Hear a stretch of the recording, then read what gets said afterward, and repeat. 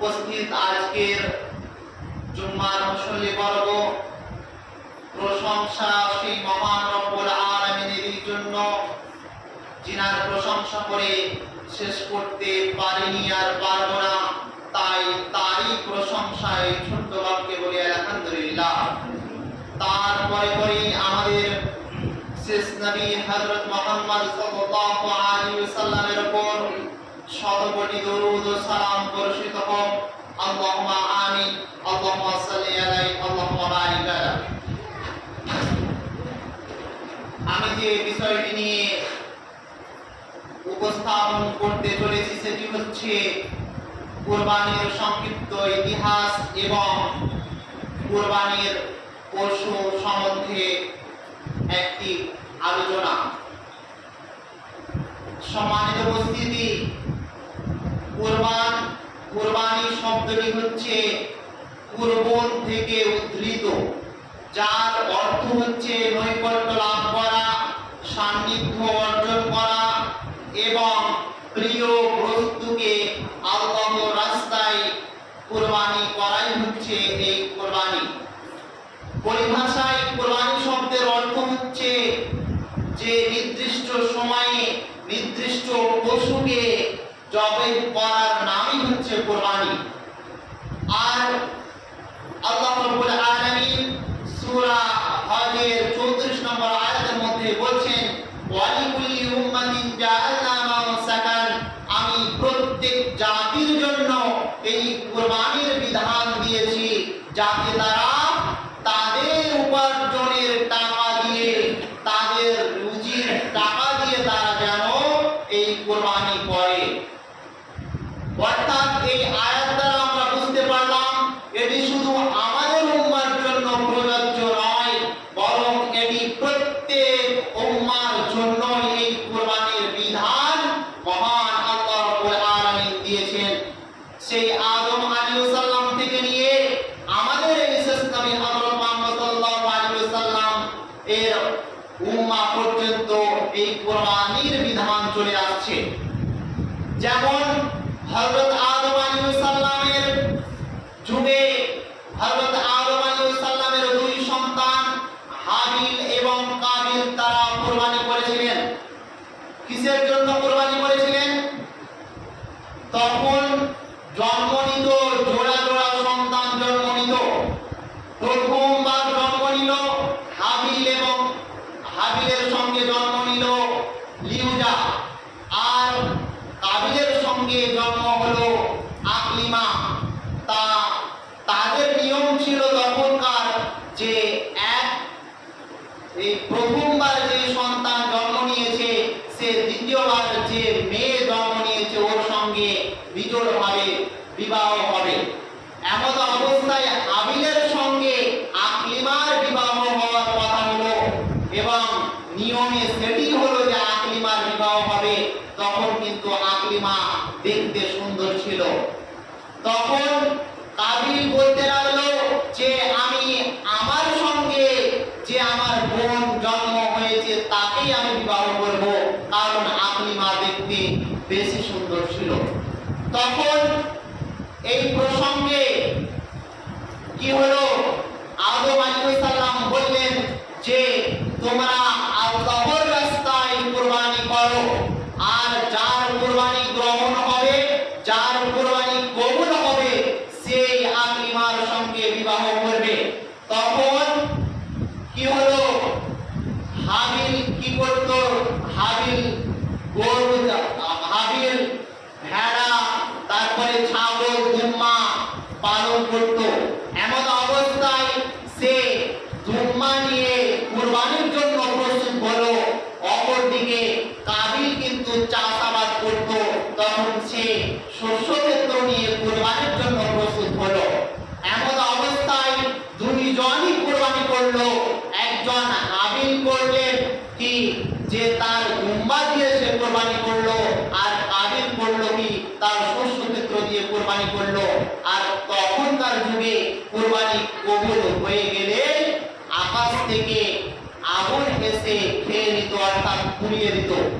এবং এই মর্মে জানা যেত যে তার কুরবানি কবুল হয়েছে, তখন হাবিলের কুরবানি অর্থাৎ যে দুম্মা দিয়েছিল হাবিল, সেই দুম্মাটি আকাশ থেকে আগুন এসে জ্বলে গেল এবং পুড়ে গেল।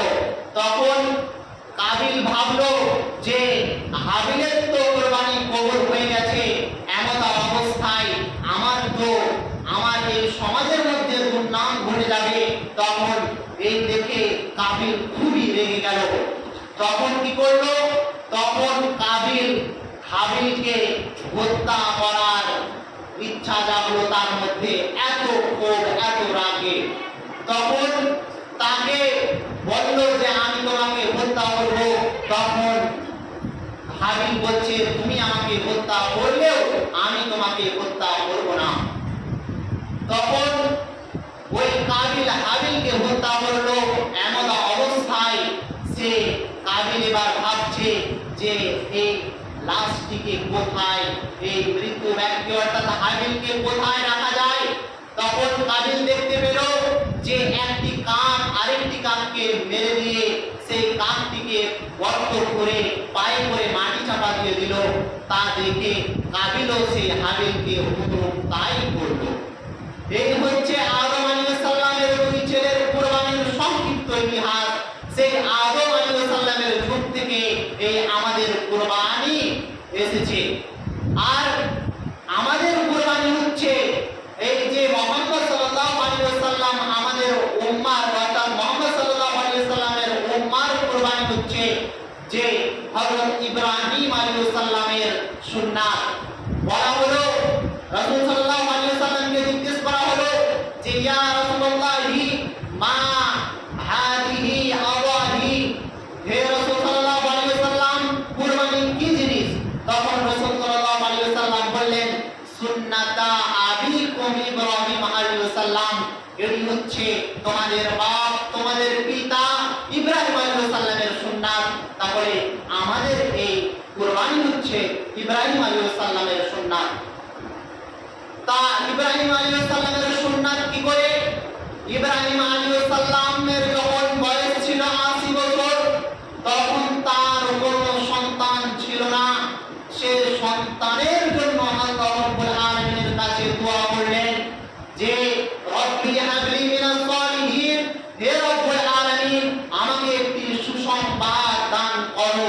তখন আল্লাহ রাব্বুল আলামিন তাকে বললেন এবং তাকে একটি সুসংবাদ দিলেন, সন্তানের একটি ধৈর্যশীল সন্তানের সুসংবাদ দিয়ে দিল। তখন সেই 80 বছর পেরিয়ে তার কোনো সন্তান ছিল না। 80 বছর বয়সে তার একটি সন্তান জন্ম নিল। সেই সন্তানের নাম হচ্ছে ইসমাঈল আলাইহিস সালাম। সেই ইসমাঈল যখন তার সন্তান না থাকার পরে যখন সন্তান আসে, তাহলে আপনি ভাবেন যে সন্তান কত মায়ার হয়, কত ভালোবাসার সন্তান। সেই সন্তান যখন খেলাধুলা করতে শিখলো, তখন ইব্রাহিম আলাইহিস সালাম স্বপ্নে দেখলেন যে আমি তাকে কুরবানি করতেছি। তখন ইব্রাহিম আলাইহিস সালাম সেই ছেলেকে অর্থাৎ তার প্রিয় সন্তানকে বলছেন বৎস, আমি তোমাকে স্বপ্নে দেখেছি যে আমি তোমাকে কুরবানি করছি, এই প্রসঙ্গে তোমার মতামত কি ভেবে বলো। তখন তিনি কি বলছেন? তার সন্তান অর্থাৎ ইব্রাহিম আলাইহিস সালাম যেমন তার সন্তানও কতই ধৈর্যশীল ছিলেন। দেখুন ইব্রাহিম আলাইহিস সালাম যখনই বললেন যে আমি তোমাকে স্বপ্ন দেখেছি যে কুরবানি করতেছি, এটিতে তোমার মতামত কি? তখন তার সন্তান সুন্দরভাবে বলছে ইয়া আবাদি আফআল মা তু'মারু সাতাজিদুনি ইনশাআল্লাহি মিনাশ সাবিরিন, হে আমার পিতা আপনাকে যা আদেশ করা হয়েছে আপনি তাই করুন, আপনি আমাকে সর্বদা ধৈর্যশীলদের মধ্যে পাবেন। তারপরে তার সন্তান তার পিতাকে বললেন যে আপনি আমাকে সর্বদা ধৈর্যশীলদের মধ্যে পাবেন। এমন অবস্থায় সেই ইব্রাহিম আলাইহিস সালাম তার প্রিয় সন্তানকে, তার জানের টুকরো সন্তানকে নিয়ে চলে গেল উপত্যকায়। দুটি পাহাড়ের নিচে সে কুরবানি করার জন্য চলে গেলেন। এমন অবস্থায় সে কুরবানি করতে লাগলেন। চোখ খোলা রেখে, আমরা অনেকেই বলে থাকি যে চোখ বন্ধ করে ইব্রাহিম আলাইহিস সালাম কুরবানি করেছিলেন, এ কথা ঠিক নয়। কারণ ইব্রাহিম আলাইহিস সালাম সে নিজের চোখে দেখে নিজের জানের টুকরো সন্তানকে, নিজের মায়ার সেই ৮০ বছর পেরিয়ে তার সন্তান হয়েছিল, সেই কতই না মায়ার সন্তানকে সে নিজের চোখের সামনে ছুরি চালাচ্ছেন। এমন অবস্থায় আল্লাহ রাব্বুল আলামিনের তরফ থেকে ঘোষণা এলো যে ইব্রাহিম, তোমাকে একটি পরীক্ষা করা হচ্ছিল, তুমি এই পরীক্ষাতে পাস করে নিয়েছো। তখন সেই পরিবর্তে একটি দুম্বা চলে আসে এবং ওই দুম্বাটিকে কোরবানি করা হয়। সম্মানিত উপস্থিতি, তাহলে এই বর্ণনা অর্থাৎ এই ইতিহাস দ্বারা বোঝা যায় যে কুরবানি করতে হবে মায়া মহব্বত অর্থাৎ প্রিয় বস্তুকে কুরবানি করতে হবে, যার প্রতি ভালোবাসা আছে, যেটি মায়া মহব্বতের জিনিসকে আমাদেরকে কুরবানি করতে হবে। কেননা বলা হয়েছে ত্যাগে ভোগে নয়, ত্যাগে আত্মার পরিপূর্ণতা। তাহলে ভোগে নয়, ত্যাগ করতে হবে, আর ত্যাগেই আত্মার পরিপূর্ণতা আছে। তাহলে ত্যাগ করতে হবে ওই প্রিয় জিনিসকে, যেমন ভাবে ইব্রাহিম আলাইহিস সালাম তার প্রিয় সন্তানকে, তার জানের টুকরা সন্তানকে সে কুরবানি করার জন্য গিয়েছিলেন এবং কুরবানি করতে গিয়ে সে তার পরীক্ষায় সে পাস করে নিয়েছিলেন। তাহলে আজকে আমরা আমাদের এখনকার যে কুরবানি বলা যেতে পারে যে আমাদের কুরবানি শুধু নামেই কুরবানি, কিন্তু কামে বিবেচনা করলে কুরবানি নয়। কারণ কি বলেন তো, আমরা আজকে কুরবানি করি শুধুমাত্র গোশত খাওয়ার জন্য কুরবানি করি, শুধুমাত্র গোশত খাওয়ার জন্যই কুরবানি করি। কেউ আমরা আমাদের নিয়তকে ঠিক রাখি না। অথচ বলা হয়েছে ইন্নামাল আমালু বিন্নিয়াত, সমস্ত আমল এই নিয়তের উপরেই ডিপেন্ড করে, নির্ভর করে। তাহলে আমাদের নিয়ত যদি মাংস খাওয়া থাকে, আমাদের নিয়ত যদি গোশত খাওয়া থাকে, তাহলে আমাদের কুরবানি কিভাবে কবুল হতে পারে? সম্মানিত উপস্থিতি, আমরা করব কি আমাদের কর্তব্য হবে এটাই যে আমাদের দিল, আমাদের অন্তর সাফ থাকতে হবে। আর অন্তরকে সাফ রেখে আমরা যে বস্তুটি কুরবানি করব সেই বস্তুটি শুধুমাত্র আল্লাহর জন্যই হবে, আর মাংস খাওয়ার জন্য হবে না, গোশত খাওয়ার জন্য হবে না। আজকে আমরা গরু খুঁজতে যাই, আজকে আমরা কুরবানির বস্ত্র খুঁজতে যাই, কুরবানির জানোয়ার খুঁজতে যাই, কিন্তু এটা দেখে যে এই পশুটার মাংস কত কিলো হবে, এই ছাগলটার মাংস কত কিলো হবে, এইভাবে আজকে কিন্তু আমরা হাটে যাই এবং এভাবেই দেখি গরু বিবেচনা করি, কিন্তু এটি সম্পূর্ণরূপে ভুল। কারণ আপনি যদি ওই মাংসের জন্যই গরু খুঁজে থাকেন, তাহলে আপনার কুরবানি কি করে গরু হতে পারে? সম্মানিত উপস্থিতি, তাই প্রথমত করতে হবে কি যে আমাদের অন্তরকে সাফ রাখতে হবে। অন্তরকে সাফ রেখে আমরা কি করব? সঠিক গরু একটি পশু আমাদেরকে কিনতে হবে। কেমন পশু? বলা হয়েছে পশু কুরবানি করতে হবে পশুটি যাতে মুসিন না হয়, অর্থাৎ মুসিন না বলা হয়েছে যে দাঁতওয়ালা পশু কুরবানি করতে হবে। দাঁতওয়ালা পশু বলতে ছাগল দাঁতে হয়ে যায় 1 বছর বয়সে, অর্থাৎ 1 বছরের কমে ছাগল কুরবানি দেওয়া যাবে না। আর গরু দাঁতে যায় 2 বছর বয়সে, আর উট দাঁতে যায় 5 বছর বয়সে। আর যেমন মানুষ আমরা আমাদের সন্তান যেমন প্রথমে একটি দাঁত বার হয়, তারপরে আবার আরেকটি দাঁত বার হয় 7 বছর বয়সে। এমন অবস্থায় আমাদেরকে এই রূপে কুরবানি করতে হবে যে রূপ রাসূল সাল্লাল্লাহু আলাইহি সাল্লাম বলেছেন। রাসূল সাল্লাল্লাহু আলাইহি সাল্লাম বলেছেন তোমরা কুরবানি করো, কিন্তু কুরবানির পশু যাতে মুসলিম না হয়, অর্থাৎ দাঁতি না হয়। সম্মানিত উপস্থিতি, আর কি দেখতে হবে? গরুর ক্ষেত্রে অর্থাৎ পশুর ক্ষেত্রে আমাদেরকে দেখতে হবে যে পশুটি যাতে সতেজ হয়, হৃষ্টপুষ্ট হয়। কেননা রাসূল সাল্লাল্লাহু আলাইহি সাল্লাম বলেছেন যে হাদিসের বর্ণনাকারী বারা ইবনে আযিব রাদিয়াল্লাহু তাআলা আনহু তিনি বলেন যে রাসূল সাল্লাল্লাহু আলাইহি সাল্লামকে জিজ্ঞেস করা হলো যে হে আল্লাহর রাসূল সাল্লাল্লাহু আলাইহি সাল্লাম, আমরা কেমন পশু কোরবানি করব? তখন রাসূল সাল্লাল্লাহু আলাইহি সাল্লাম বললেন যে তোমরা পশু কোরবানি করবে, কিন্তু পশুটি যাতে কানা না হয়ে যায়, অন্ধ না হয়, এবং যাতে থোড়া না হয় এবং দুর্বল না হয়, আর যাতে তার মাংস অর্থাৎ সে যেন সতেজ হয়।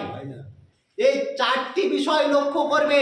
তোমরা যখন পশু খুঁজতে যাবে তখন এই চারটি বিষয় লক্ষ্য করবে। কানা যাতে না হয়, খোড়া যাতে না হয়, এবং দুর্বল যাতে না হয়, এবং সেই গরুটি সেই পশুটি যাতে সতেজ হয়। সম্মানিত উপস্থিতি, তাই আমাদেরকে এই বিষয়গুলো লক্ষ্য রাখতে হবে। আমরা যখন পশু কিনতে যাব, পশু ক্রয় করতে যাব, তখন এই বিষয়গুলো লক্ষ্য রাখতে হবে।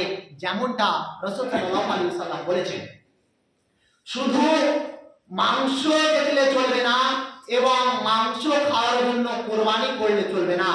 যে কতদিন ধরে মাংস খাবো, কত কিলো মাংস হবে, এইরূপ মন্তব্য গরুর পক্ষে, পশুর পক্ষে করলে আমাদের কারো কোরবানি সঠিক হবে না এবং কোরবানি কিন্তু গ্রহণযোগ্য হবে না। অতএব আমাদেরকে দিল অর্থাৎ অন্তরকে সাফ রেখে একটি পশু আমরা বিবেচনা করব সঠিকভাবে। তারপরে আমরা কি করব? সেই পশুটিকে কোরবানি করব আল্লাহর রাস্তায়। আর কোরবানি করতে হবে, এই কোরবানি এমন একটা জিনিস যে আমাদের অন্তরের মধ্যে পশুত্ব বোধকে জয় করার পর আমাদের অন্তরের মধ্যে যত পশুত্ব বোধ থাকে, যত গুনাহ, যত পশু আছে অন্তরের মধ্যে সমস্ত দূর করে দেওয়া হয় কোরবানি করার সঙ্গে সঙ্গে। এজন্যই কোরবানি করতে হবে। উপস্থিত মুসলিম, আমাদেরকে দেখতে হবে কুরবানি আমরা সকলেই করে থাকি।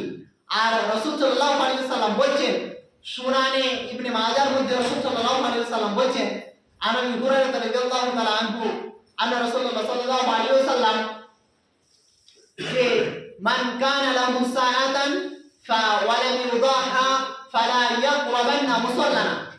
আবু হুরায়রা রাদিয়াল্লাহু তাআলা আনহু বর্ণিত, তিনি বলেন রাসূল সাল্লাল্লাহু আলাইহি সাল্লাম বলেছেন, যে ব্যক্তি সামর্থ্য থাকার সত্ত্বেও কুরবানি করল না, সে যেন ফালা ইয়াকরাবান্না মুসাল্লানা, সে যেন আমাদের এই ঈদগাহর ময়দানে উপস্থিত যাতে না হয়। তাহলে এই হাদিস দ্বারা আমরা বুঝতে পারি যে কুরবানি আমাদেরকে করতেই হবে। তাই কুরবানি তো করতেই হবে ঠিকই, এবার আমরা যদি কুরবানি করতে না পারি তাহলে কুরবানি তো কোনো ফরজ বিষয় নয় যে আমাদেরকে কুরবানি একদম মাস্ট করতেই হবে। কেননা আল্লাহ রাব্বুল আলামিন সূরা কাউসারের মধ্যে বলেছেন, ফাসাল্লি লিরাব্বিকা ওয়ানহার, তোমরা কি করো? সালাত আদায় করো এবং আল্লাহর রাস্তায় কুরবানি করো। তাহলে কুরবানি করতে আল্লাহ রাব্বুল আলামিন বলেছেন এবং সালাত আদায় করতেও বলেছেন। অর্থাৎ সালাত আদায় করতে বলেছেন, সালাতটা হচ্ছে ফরজ আর কুরবানিটা হচ্ছে সুন্নাত, হযরত ইব্রাহিম আলাইহিস সালামের সুন্নাত। তা আজকে আমরা কুরবানি সবাই করি কিন্তু সালাত আদায় কেউ করি না। সম্মানিত উপস্থিতি, তাই আমাদেরকে এই সামনে আমাদের কুরবানি, জিলহজ মাসের কুরবানি করতে হবে। এবার আমরা জানবো কত তারিখের মধ্যে। জিলহজ মাসের 10 তারিখ থেকে নিয়ে 12 তারিখ অবধি আমরা কুরবানি করতে পারবো। তাই কুরবানির বিধান শুধু আমাদের এই উম্মার জন্যই ছিল না, কুরবানির বিধান সেই হযরত আদম আলাইহিস সালাম থেকে নিয়ে হযরত ইব্রাহিম আলাইহিস সালাম থেকে নিয়ে আমাদের এই কুরবানির বিধান এসেছে। তাই আমরা সকলেই কুরবানি করব, সঠিক পশু বিবেচনা করব এবং সঠিক বস্তু, সঠিক নিয়মে, যেগুলো ইসলামের নিয়ম কানুন আছে সেই নিয়মে আমাদেরকে কুরবানি করতে হবে। আর কুরবানি করার সময় আমাদের অন্তর সাফ রাখতে হবে। কেননা আল্লাহ রাব্বুল আলামিন বলেছেন যে আল্লাহর কাছে পৌঁছায় না, লাইয়ানা ওয়াল্লাহু লুহুমুহা ওয়ালা দিমাউহা ওয়ালাকিয়ানুহু তাকওয়া মিনকুম, যে আল্লাহর কাছে পৌঁছায় না রক্ত মাংস, বরং পৌঁছায় তোমাদের যে অন্তর, তোমাদের অন্তরে কি করতেছে সেটাই। তাহলে আল্লাহর কাছে রক্ত মাংস কিছুই পৌঁছায় না। তাহলে আমাদেরকে অন্তরটাকে সঠিক রাখতে হবে প্রথমত, এবং অন্তর সাফ করে অন্তর সঠিক রেখে আমাদেরকে কোরবানি করতে হবে। আর কোরবানির পশু আমরা সঠিকভাবে বিবেচনা করব ইনশাআল্লাহ। তাই আল্লাহ রাব্বুল আলামিন এই কোরবানির বিধান সকল উম্মার জন্য দিয়েছেন, আর কোরবানি আমাদের সকলকেই করতে হবে। আর বলা হয়েছে যে কোরবানি যেমন বলা হয় 7 ভাগে কোরবানি, তো 7 ভাগে কোরবানি কোন ইমাম বলছেন 7 ভাগে কোরবানি যাবে, কারণ এই হাদিসটার তারা দলিল দিচ্ছে। হাদিসের বর্ণনাকারী জাবের রাদিয়াল্লাহু তাআলা আনহু তিনি বলেন যে রাসূল সাল্লাল্লাহু আলাইহি ওয়াসাল্লাম এমন এক সময় যে সফরে বের হলেন, এমন অবস্থায় রাসূল সাল্লাল্লাহু আলাইহি ওয়াসাল্লাম অর্থাৎ বাকারা অর্থাৎ গাভীর পক্ষে গরুর পক্ষে 7 জন নিযুক্ত হওয়ার কথা বললেন, আর উটের পক্ষে 10 জন নিযুক্ত হওয়ার কথা বললেন। তখন এই মর্মে বোঝা যায় যে এটি শুধু সফরের ক্ষেত্রেই প্রযোজ্য ছিল, কিন্তু অনেক বড় বড় আলেমগণ তারা বলছেন যে এই হাদিসটা দলিল দিচ্ছেন যে কোন হাদিসে প্রমাণ নেই যে 7 ভাগে কোরবানি দেওয়া যাবে না, অর্থাৎ 7 ভাগে কোরবানি দেওয়া যাবে তারা বলছেন। তাহলে আমরা 7 ভাগে কোরবানি দেব, অর্থাৎ 7 ভাগে দেওয়া তখনই যাবে যখন 7টি ব্যক্তিকে হতে হবে, অর্থাৎ 7টি পরিবার কোনো মতেই কোরবানি দেওয়া যাবে না। এই হাদিসের বর্ণনাতে এটাই বোঝা যায় যে 7 ভাগে কোরবানি দিতে হবে, অর্থাৎ 7 ব্যক্তি হতে হবে, 7 পরিবারে হতে হবে না। কারণ কিসের জন্য? ইমাম মালিকের একটি কল আছে। ইমাম মালিক বলছেন যে 7 ভাগে যারা কোরবানি দেয় তারা 7 ভাগে কোরবানি দিল, আর 7 ভাগে কোরবানি দেওয়ার পরে ওই 7 ব্যক্তির মধ্যে এমন এক ব্যক্তি আছে তার নিয়ম অন্য হয়ে গেল, তার নিয়ম অন্য, তার সে যে টাকা দিয়ে কোরবানি করেছে সেই টাকা হচ্ছে সুদের টাকা, ঘুষের টাকা, হারাম টাকা। তাহলে সে একজনের কোরবানি কবুল হলো না, তো সেই 6 জনেরও কোরবানি গ্রহণযোগ্য হবে না। এটি হচ্ছে ইমাম মালিকের কথা, ইমাম মালিকের একটি কল। তাহলে আমাদেরকে লক্ষ্য রাখতে হবে সবকিছু বেঁচে থাকতে আমাদেরকে কি করতে হবে যে একটি পরিবারে যাতে আমরা একটি কোরবানি করতে পারি, একটি পরিবারে যাতে আমরা একটি পশুকে আল্লাহর রাস্তায় জবাই করতে পারি, এটি হচ্ছে সঠিক। আর যদি 7 ভাগে কোরবানি করে সেটিও যাবে, এখনকার আলেমদের মত তারা রিসার্চ করে বলছেন যে 7 ভাগে কোরবানি করাও যাবে। অতএব 7 ভাগের চেয়ে উত্তম হচ্ছে যে নিজে নিজে একাই একটি পশুকে কোরবানি দেওয়াই হচ্ছে সবথেকে উত্তম। তা আমরা কি করব? আমরা সকলে উত্তমটাকে বেছে নিব, কারণ সমস্ত কিছুকে দেখব যে উত্তমটা, আর উত্তমটাই সর্বদা আমরা চুজ করব, পছন্দ করব। তাহলে আমাদেরকে একটি পশুকে একাই এক পরিবারে আমরা যাতে কোরবানি করতে পারি। সম্মানিত উপস্থিতি, তাই আল্লাহ রাব্বুল আলামিন যাতে আমাদেরকে সকলকে আমরা যে কোরবানির পশু ক্রয় করব সেই পশুকে যাতে সঠিক ক্রয় করতে পারি। আর অনেকেই বলে থাকেন যে ওই কেনার পরে, পশু কেনার পরে যদি ওই পশুর মধ্যে খামখুত হয়ে যায়, অর্থাৎ পশুটি যদি অন্ধ হয়ে যায়, কানা হয়ে যায়, ন্যাংরা হয়ে যায়, খোড়া হয়ে যায়, তাহলে কি কোরবানি করা যাবে? হ্যাঁ, যাবে। কারণ কেনার পরে যদি কিছু হয়ে যায়, কোরবানির উদ্দেশ্যে কেনার পরে যদি পশুর কোনো খামখুত হয়ে যায়, তাহলে সেই পশু কোরবানি দেওয়া যাবে, কারণ আপনি সেটি কোরবানির জন্যই কিনেছিলেন। আর কেনার সময় যদি আপনি ওই ন্যাংরা খোড়া যদি কিনে নিয়ে আসেন, তাহলে আপনাকে তখনই সেই পশুটিকে পরিবর্তন করে আনতে হবে, নচেত ওই কোরবানি আপনার গ্রহণযোগ্য হবে না। তা আল্লাহ রাব্বুল আলামিনের কাছে পরিশেষে দোয়া করব, যাতে আল্লাহ রাব্বুল আলামিন আমাদের সকলকে সঠিক পশুকে বিবেচনা করার, সঠিক পশুকে কোরবানি করা এবং আল্লাহর রাস্তায় সকলে যাতে আমাদের নিয়ত সাফ রেখে, আমাদের অন্তরকে সঠিক রেখে যাতে আমরা আল্লাহর রাস্তায় কোরবানি করতে পারি, তাই আমরা সকলেই আল্লাহর কাছে দোয়া করব। আমিন।